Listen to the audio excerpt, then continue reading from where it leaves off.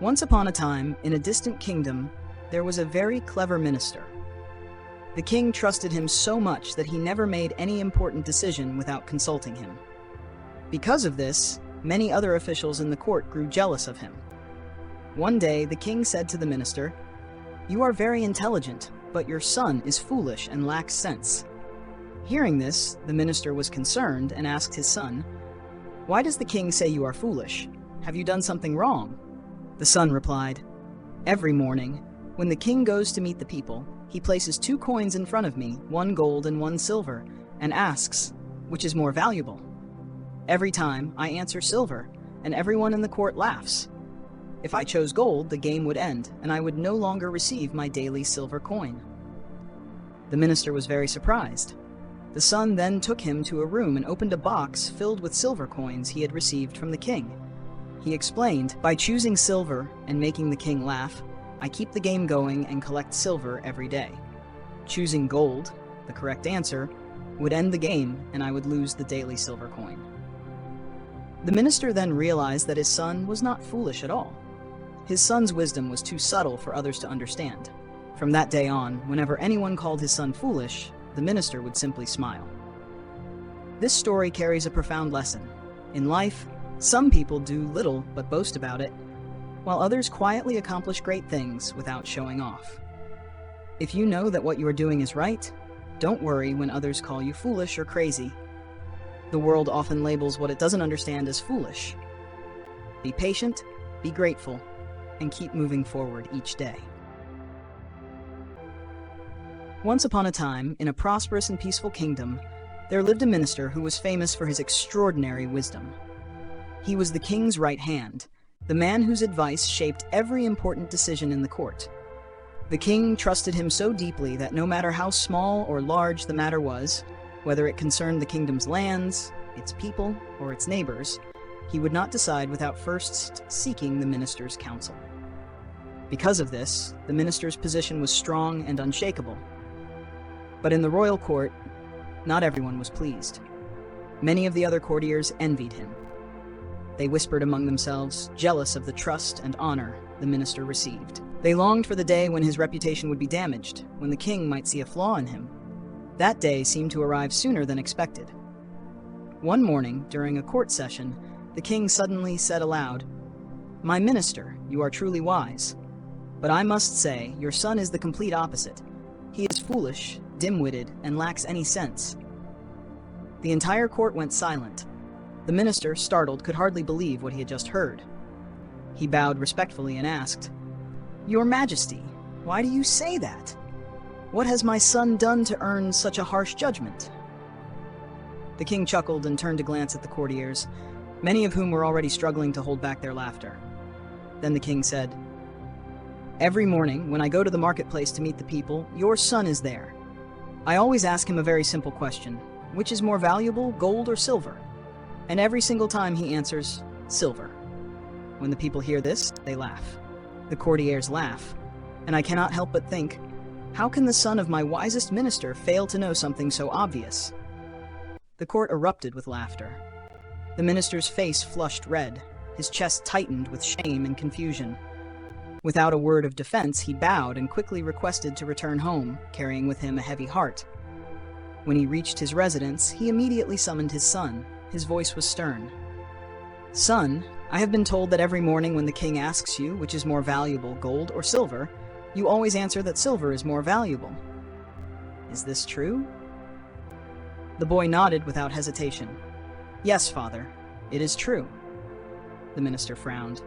"Do you not know that gold is more valuable than silver?" The boy calmly replied, "Of course, father, I know that gold is more valuable than silver." The minister grew even more perplexed. "If you know the truth, why then do you deliberately give the wrong answer in front of the king and the whole court? Because of this, the court mocks you, and they mock me as well." Instead of shrinking under his father's disapproval, the boy smiled gently. He took his father's hand and said, "Father, let me show you something. Please follow me." He led his father into his room and pulled out an old wooden chest. As he opened it, a dazzling glimmer spilled out. The minister's eyes widened in shock. The chest was overflowing with shiny silver coins. "Where did you get all of these?" the minister asked in disbelief. The boy's eyes sparkled with pride as he answered, "These, Father, are the coins the king has given me." "The king gave them to you? But why?" The boy explained patiently. "Every morning, the king places 2 coins in front of me, 1 gold and 1 silver. Then he asks, 'Choose the more valuable one.' Father, think about it. If I take the gold coin, I will only have 1 coin of gold, and the king will never ask me again. But if I take the silver coin and say it is more valuable, the king laughs, and the next day he does it again. By choosing silver each time, I have collected all of these coins. 1 piece of gold cannot compare to the many pieces of silver I now have." The minister was speechless. He stared at the overflowing chest of coins, then at his son.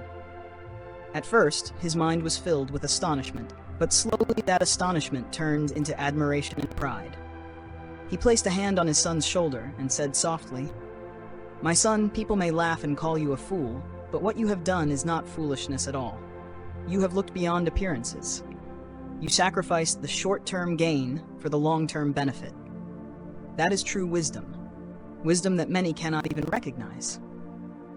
From that day on, whenever someone in the court or in the streets called his son stupid, the minister no longer felt ashamed. Instead, he smiled and walked away.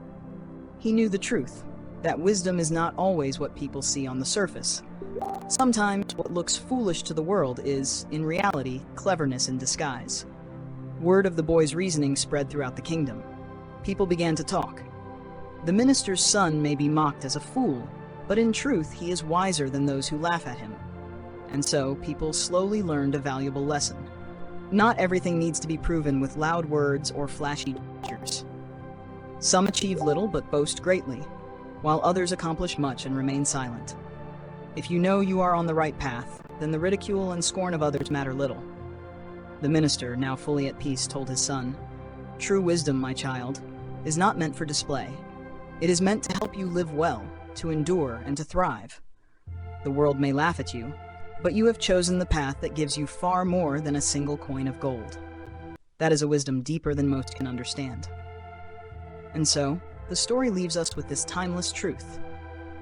If you are certain that what you are doing is right, then walk forward without fear, even if the world calls you foolish or crazy. Often, the very ones labeled as fools are in fact the wisest of all. A long time ago, in a small village far away from the bustling city, there lived a boy named George. Life in the village was poor and harsh. The streets were dusty, the houses were old, and many families struggled just to make ends meet. George and his mother lived in a tiny, broken-down house. George didn't have shoes. His shirt was torn, his trousers full of holes. Sometimes people would look at him and see only a poor boy. But inside George's small body, there was something far greater than poverty. There was a dream. George dreamed of becoming an inventor. Every morning he walked more than 5 kilometers barefoot to go to school. The road was full of stones and thorns. His feet hurt, but he never stopped walking. He believed that one day he would build something that could change people's lives. The person he wanted to help most was his mother. She worked day and night selling sweet potatoes in the market to earn a little money. Their house was always dark at night, without a lamp, without hope. George wanted to give her something that would make her life easier. He wanted to create a lamp powered by the sun. So George began his journey. He searched the village dumps, picking up old wires, broken radios, and dead batteries. At night, while other children were asleep, George sat outside, trying to put the pieces together. His first attempt ended in smoke, the battery overheated, and the paper on the table caught fire. The second attempt failed too. The lamp could not charge. The third one shattered into pieces on the very morning of the school science contest. The other children laughed at him. "Sell sweet potatoes like your mother," one boy said. "You will never invent anything," another mocked. George's heart ached, tears filled his eyes. But deep inside, he made a choice. He would not give up. At night, George went to the butcher and asked for old newspapers. By the dim light of the moon, he read stories about great inventors who had failed many times before finding success. He filled an old notebook with notes and sketches. He also visited an old man in the village who was once an electrician. George asked question after question. The old man looked at him kindly. You really want to learn, don't you? George nodded. Yes, I want to help my mother. The old man smiled. Then don't stop. From that day, George worked harder than ever. He used scraps of metal from broken fans, wires from discarded machines, anything he could find. His stomach often growled from hunger. His hands were always dirty, his eyes tired. But in his heart, there was a fire that nothing could put out. Then, one day, a new opportunity appeared. The head teacher entered the classroom and announced, "Children, listen. Next week, a wealthy merchant will visit our school.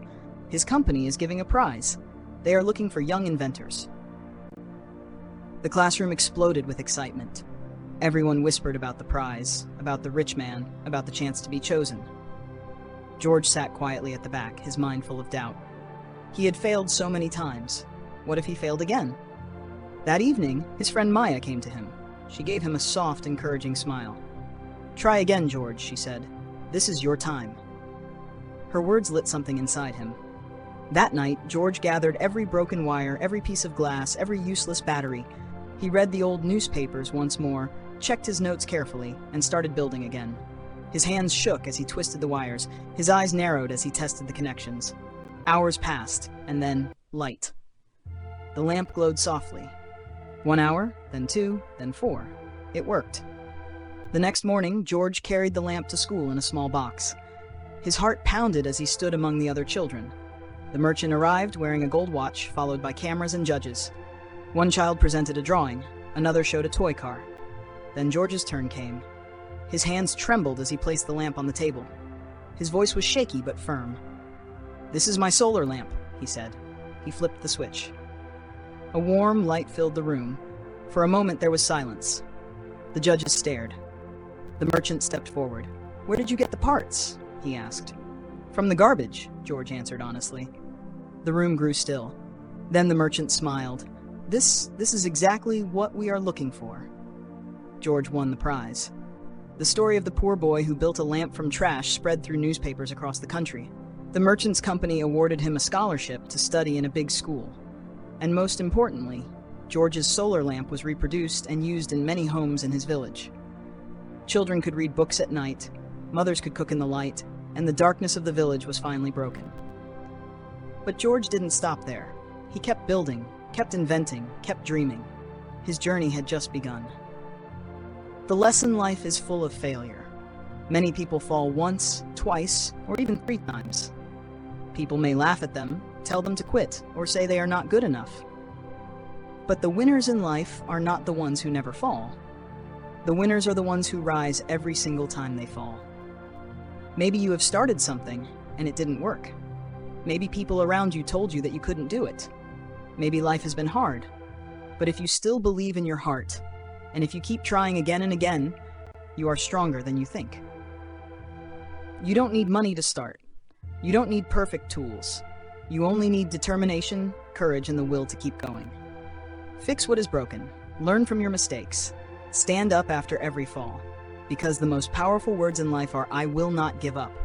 And if you do not give up, one day someone will look at you and say, "This is what we are looking for." So keep going, keep building, keep the dream alive. Once upon a time, in a quiet little village surrounded by green hills and winding rivers, there lived an old lady who was unlike anyone else. She was not rich, nor did she hold any position of power, yet the people of the village loved her dearly. Her house was small and simple, built of wood and stone, but whenever someone stepped inside, they felt warmth, comfort, and a sense of peace. The old lady had a reputation. She was always smiling. Whether it was a sunny day or a stormy night, whether crops grew well or the harvest failed, she never seemed to lose her cheerful spirit. She was known for being kind, wise, and endlessly patient. Villagers often came to her when they faced problems in their families, when they argued with neighbors, or when their hearts felt heavy with sorrow. Somehow, after a talk with her, they left lighter, as if a burden had been lifted.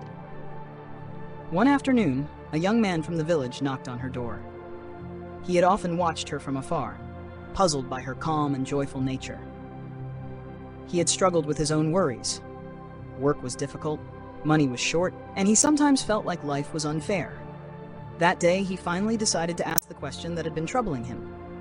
"Grandmother," he said respectfully, "why are you always happy?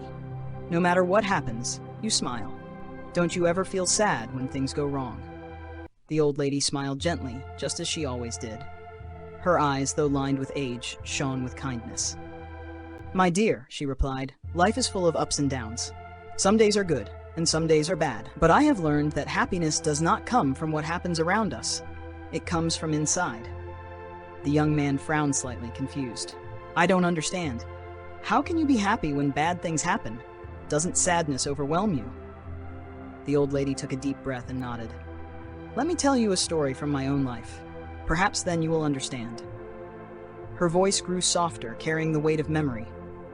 When I was young, I had a family. I had a husband and children. We were not rich, but our days were filled with laughter. We worked hard, we shared meals together, and though we lacked many things, our hearts were full. I thought those happy days would last forever. But one day, my husband became very sick. We did not have enough money for medicine. We tried everything, but nothing worked. He grew weaker each day, and then one morning, he was gone. Her voice trembled, though her smile remained. It was the saddest day of my life. I cried until I could no longer cry. I thought I would never smile again. I believed my happiness had died with him. The young man leaned closer, listening carefully. He had never heard her speak so personally before. After some time, she continued, I realized something important. My sadness could not bring my husband back, but my children still needed me. They needed me to be strong, to guide them, to give them love. If I lived in sorrow forever, I would lose not only my husband, but also the chance to raise my children with joy. Slowly, I began to look at life differently. I understood that life will always have good moments and bad ones. Pain is part of being alive, but I decided I would not let the bad moments steal away all the good. I chose to live with happiness again, not because life was easy, but because my heart needed it. The young man looked at her in surprise. But how did you manage that? How do you stay happy each day? The old lady's smile deepened. Every morning when I wake up, I say to myself, today is a new day. I will find something to be happy about. Some days, it is simple. The sun may shine, a flower may bloom, or I may meet a friend on the road. Some days are harder, but even then, there is always something small to be thankful for. Happiness does not need to be grand. It is often hidden in the little things. The young man thought carefully about her words. But what if something really terrible happens again? What if life gives you more pain than joy? How can you still be happy then? The old lady's expression turned thoughtful. It is not easy, she admitted. But I remind myself that everything passes. Even the worst storm will end. When bad times come, I tell myself, this too will pass. While I wait, I focus on the good things I still have, my health, my friends, or simply the gift of being alive another day. You see, happiness is a choice. You can choose to focus on what is wrong and drown in sadness, or you can choose to notice what is good and let your heart rest in joy. It is not always simple, but it is always possible. For a long moment, silence filled the small house. The young man felt as if the world had grown still, allowing her words to sink deep into his heart. Finally, he stood and bowed respectfully. Thank you, grandmother, he said. I think I understand now. I will try to live as you do. From that day forward, the young man carried her advice with him. At first, it was difficult. When he lost money at the market or quarreled with a neighbor, his anger rose quickly. But then he remembered her words, today is a new day, find something to be happy about. Slowly, he trained himself to look for the good in every situation. Sometimes it was a kind word, sometimes the beauty of the evening sky, sometimes just the taste of a warm meal after a long day. As the months passed, he noticed something remarkable. His life had not changed much. He was still not rich, and challenges still came, but his heart was lighter. He no longer carried sadness as heavily as before. Instead, he found joy in small things, and this joy gave him strength to face difficulties with courage. The young man's transformation did not go unnoticed. People in the village began to see the difference in him, and when they asked, he shared the old lady's wisdom. Soon, her story spread from family to family, until the whole village was touched by her words. The villagers learned that happiness was not about wealth, power, or even perfect circumstances. It was about how one chose to see life. They discovered that even in times of hardship, they could choose to be grateful for what they still had.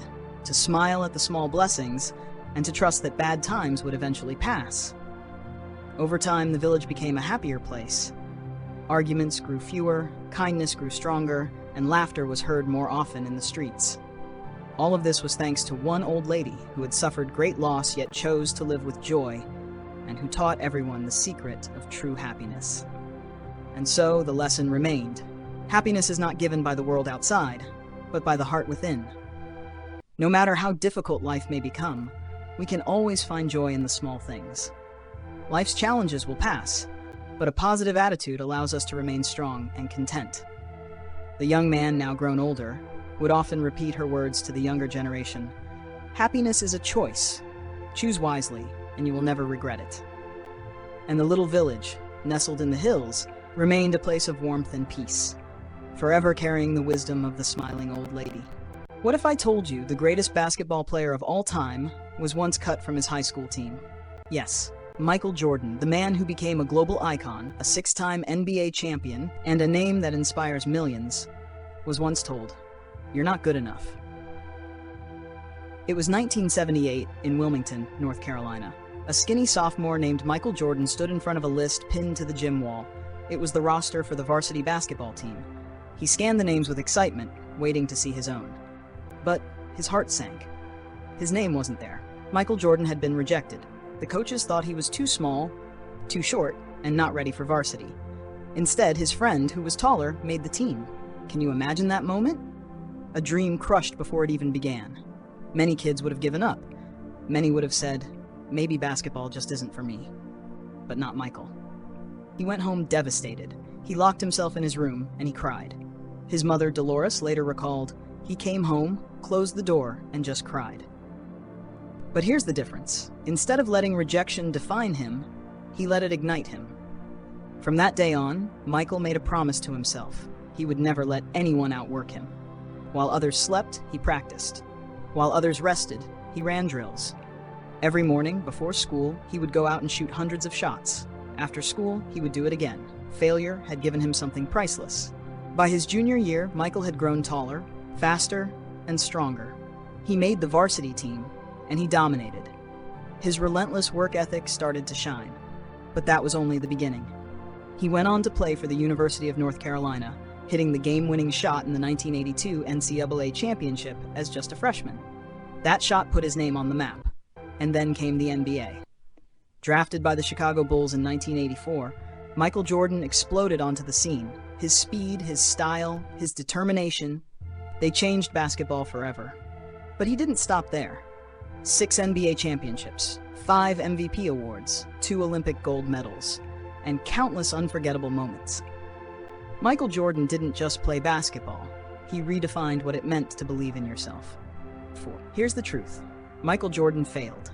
He failed over and over again, and he even admitted it himself. I've missed more than 9,000 shots in my career. I've lost almost 300 games. 26 times, I've been trusted to take the game-winning shot and missed. I've failed over and over and over again in my life.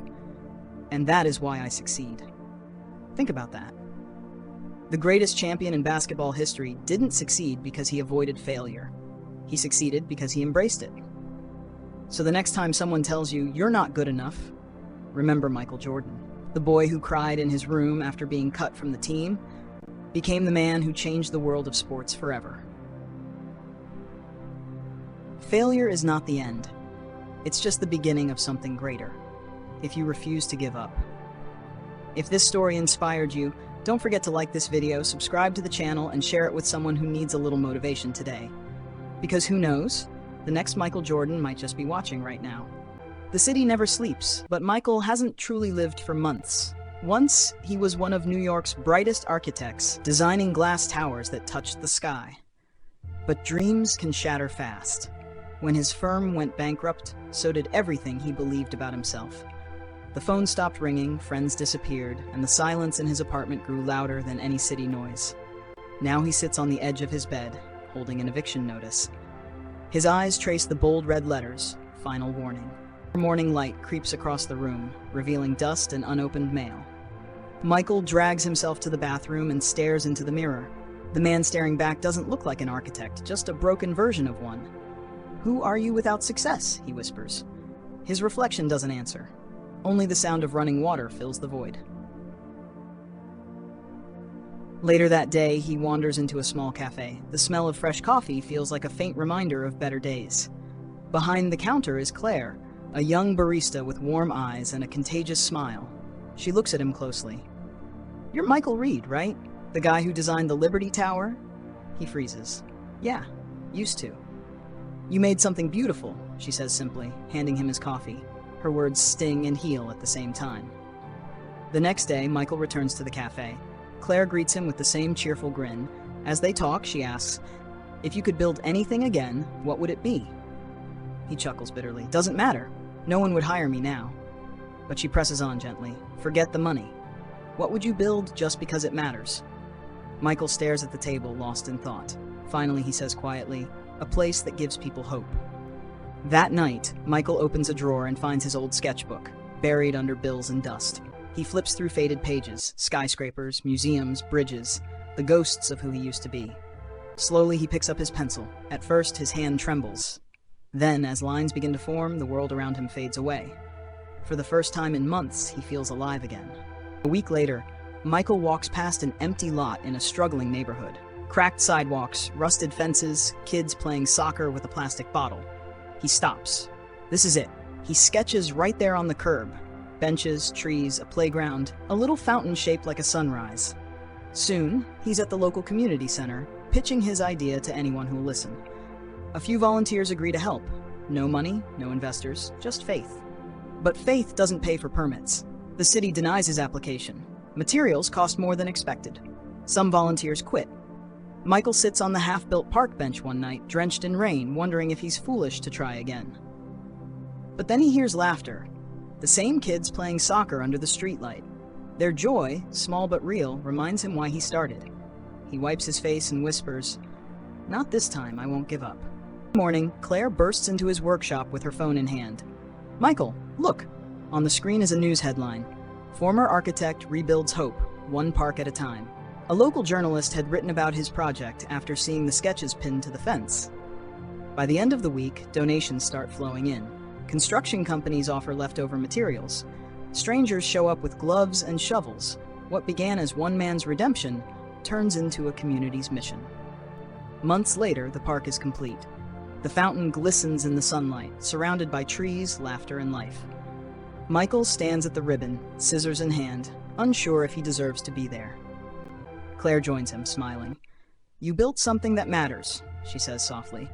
As the crowd counts down, 3, 2, 1, he cuts the ribbon. Children run through the grass, their joy echoing through the city. Michael closes his eyes. The sound is louder than any applause. The next morning, sunlight spills through his apartment window. The sketchbook lies open on his desk, filled with new ideas.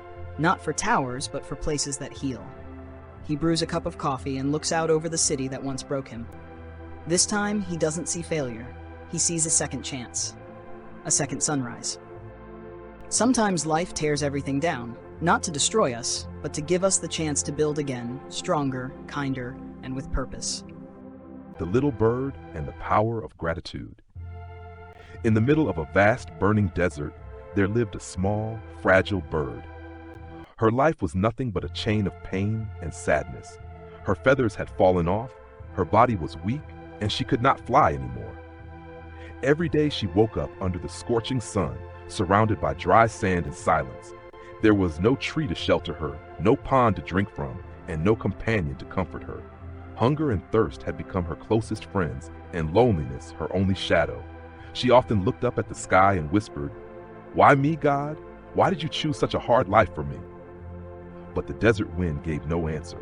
One afternoon, as she lay exhausted under the heat, she noticed a white pigeon flying gracefully across the golden sky. Gathering her last bit of strength, she called out, "Brother, please stop for a moment." The pigeon heard her weak voice and gently landed beside her. "What happened, sister? You look so sad and weak," he said softly. The little bird looked up, her eyes filled with tears. "Where are you going?" she asked. "I am going to heaven," the pigeon replied. The word heaven lit a small spark of hope in the bird's weary heart. Folding her wings together, she begged, "Brother, please do me one favor. When you reach heaven, ask God about me. Ask him when my pain will end. Ask him when my bad days will turn into good days." The pigeon's heart was moved. "I will surely ask him about you," he promised, and with a graceful flap of his wings, he flew toward the heavens. When the pigeon reached heaven, he met an angel at the gate. Bowing respectfully, he said, "I met a small bird in the desert, suffering deeply. Please tell me, when will her sorrow end?" The angel looked at him with gentle eyes and replied, "God has written 10 more years of pain for that little bird. She will not find happiness until then." The pigeon's heart sank. 10 more years? He said sadly. "If I tell her this, she will lose all hope and completely break down. Isn't there any way to help her?" The angel thought for a while and then said, "Tell her to keep repeating these words in every situation, no matter how hard it is. Thank you, God, for everything. This is her true test." The pigeon returned to earth and found the little bird still resting under the burning sun. He gently delivered the message. At first, the bird was confused. "Thank you, God, for what? For my pain? For my hunger? For this suffering?" she asked. But then she looked into the pigeon's eyes and realized there was something deeper in that message. Perhaps a secret way to survive. So she made a promise to herself. "From now on, no matter what happens, I will always say, 'Thank you, God, for everything.'" The days passed slowly. When the sun burned her fragile body, she whispered, "Thank you, God, for everything." When she fell and her wings ached, she said, "Thank you, God, for everything." When she searched for food and found nothing, she still said, "Thank you, God, for everything." At first, nothing seemed to change, but slowly, something magical began to happen. Her heart, once filled with pain, began to feel lighter. Her thoughts grew calmer. Her tears became prayers.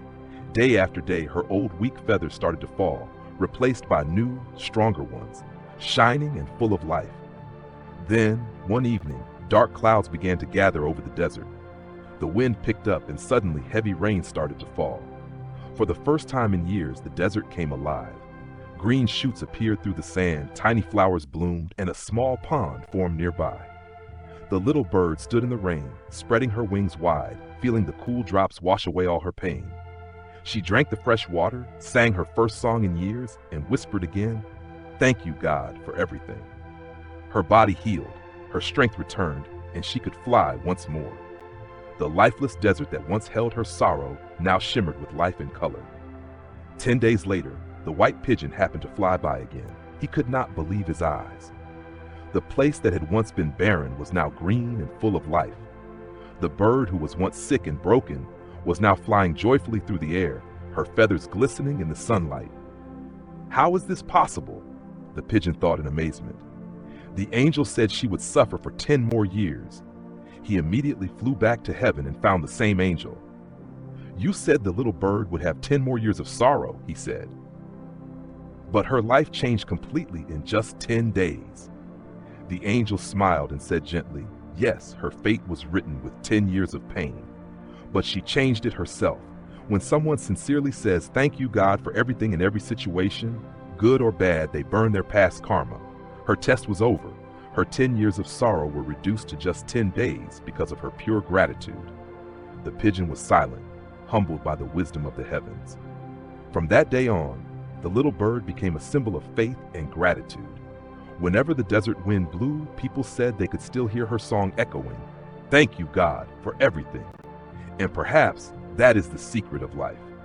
Most of us begin to complain as soon as small problems come our way. We ask, "Why me?" But we forget that gratitude has the power to transform everything: our hearts, our circumstances, even our destiny. Complaining makes life heavier. Gratitude makes life lighter. So from today, make a promise to yourself. Whatever situation God keeps you in, whether it is painful or beautiful, you will always thank Him with all your heart. Because sometimes, just one small change, the decision to be grateful, can transform your entire life. Now, let's all say it together. Thank you, God, for everything. Once upon a time, deep inside a quiet forest, there lived a gentle little bird.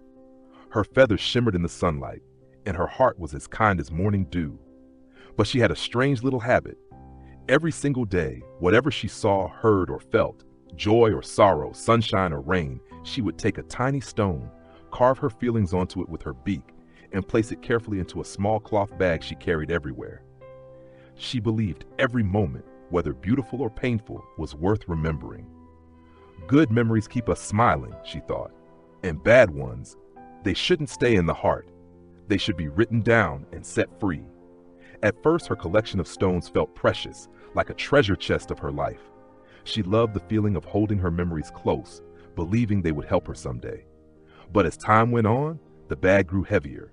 Each new stone added weight, and slowly her wings began to tire. She didn't notice at first. Her flight became slower, her song softer. Still, every day, she added another stone. One afternoon, she met an old, wise owl perched high in an oak tree. The owl looked at her curiously and asked, "Little one, why do you carry that heavy bag?" The bird smiled proudly.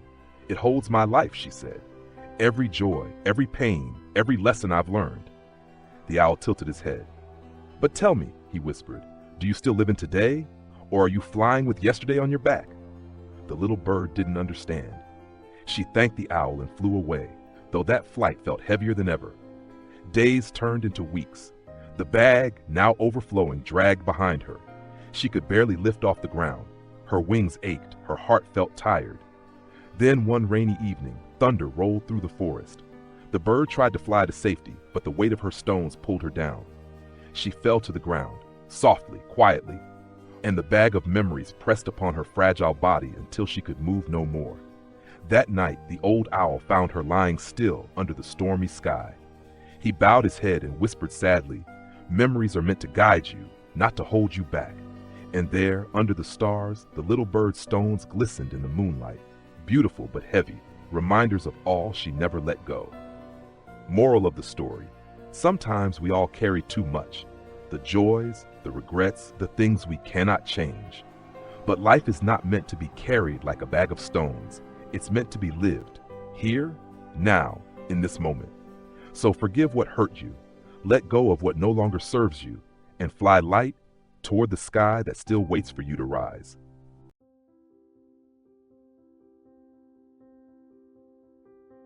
Once upon a time, in a bustling town filled with noise and trade, there lived a humble merchant who earned his living by selling salt. He had 2 sons. The younger one was charming, confident, and full of words. But the elder, he was quiet, shy, and afraid to speak. While the world praised the younger son, they mocked the elder. People took advantage of his innocence, and even his own father grew frustrated with him. "You're too timid," the merchant would shout.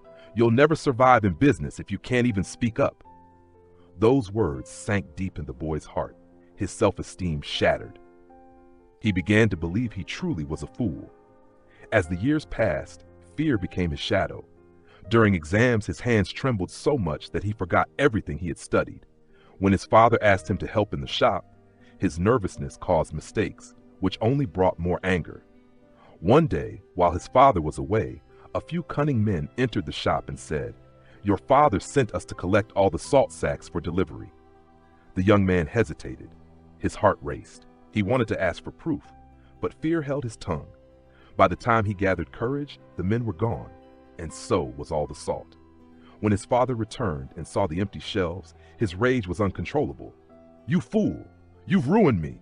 Get out of my sight! I never want to see you again!" Those words broke him completely. Ashamed and heartbroken, he walked to the riverbank. The laughter of townspeople echoed in his mind. Fool, weakling, failure. He thought, maybe the world would be better without me. And as he stepped closer to the edge, a hand suddenly grabbed his arm. It was a young monk who happened to pass by. "Why did you stop me?" the young man cried. "My life is worthless."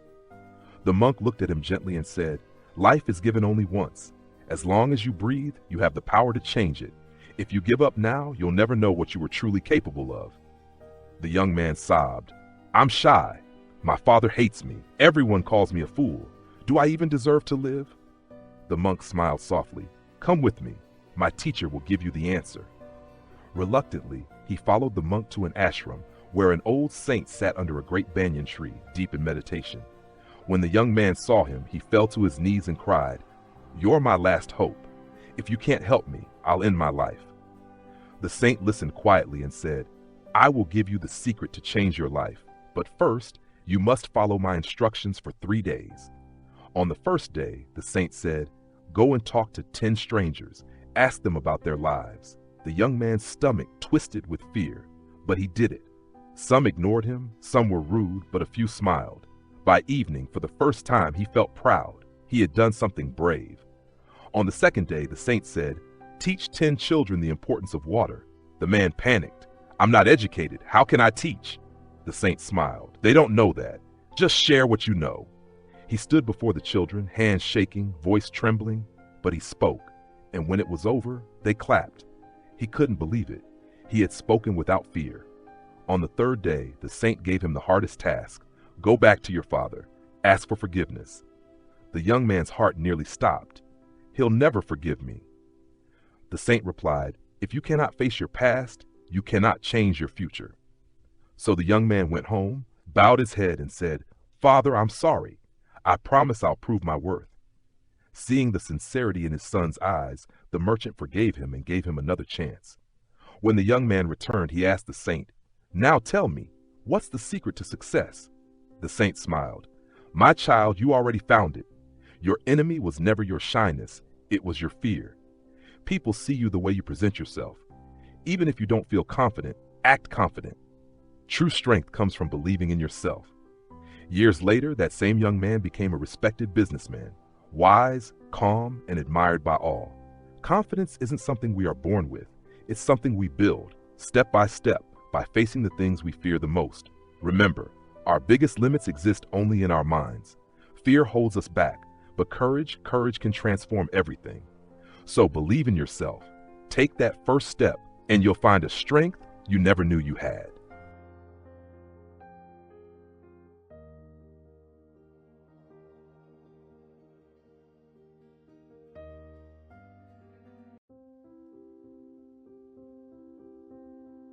Once upon a time, in a quiet little village surrounded by golden fields, there lived a humble farmer and his old donkey. Years ago, this donkey had been the farmer's most loyal helper, strong, hard-working, and full of life. But as time passed, the donkey grew older, slower, and weaker. He was no longer much use on the farm. Still, the farmer cared for him and allowed him to spend his days grazing peacefully under the sun. One warm afternoon, while wandering near the edge of the field, the donkey took a careless step and fell straight into a deep, narrow well. He cried out in fear, his desperate brays echoing through the valley. Hours passed, and finally, a neighbor heard the terrible sound. He ran to the well, peered inside, and gasped when he saw the helpless donkey trapped at the bottom. Without wasting a second, he dashed to the farmer's house to tell him what had happened. The farmer's heart sank. He hurried to the well, followed by several neighbors, hoping to find a way to rescue the poor creature. They tried ropes, planks, and every trick they could think of, but nothing worked. The well was simply too deep. As the day dragged on, the farmer grew tired and hopeless. Finally, with a heavy heart, he whispered, open quote, "He's old, and maybe this is the kindest thing to do," close quote. He decided to fill the well with dirt to end the donkey's suffering. The neighbors hesitated, but slowly they picked up their shovels and began to toss dirt into the hole. At first, the donkey panicked. He realized what was happening. His master was burying him alive. He cried out louder than ever, but no one stopped. Then something changed. With each shovel of dirt that hit his back, the donkey shook it off, and then he stepped on it. Over and over again, he repeated the same simple act. Shake it off. Step up. Shake it off. Step up. Gradually, the onlookers noticed that the sound of crying had stopped. Curious, the farmer peered into the well, and what he saw left him speechless. The donkey was rising, Step by step, he was climbing higher, using every bit of dirt meant to bury him as a step toward freedom, until finally, with one last push, the donkey reached the edge, looked at the farmer with calm, wise eyes, and leapt out of the well. He stood there quietly for a moment, breathing in the fresh air of freedom. Then, without a glance back, he trotted off toward the open field, free, alive, and stronger than ever before. The farmer stood in silence, overcome with awe. In that moment, he realized something profound. The same dirt he thought would end the donkey's life had become the very thing that saved him. Moral of the story: life will throw dirt on you, challenges, pain, disappointment. But every obstacle can become a stepping stone if you don't give up. When others lose faith in you, believe in yourself. Shake it off, step up, and one day you'll rise higher than anyone ever expected.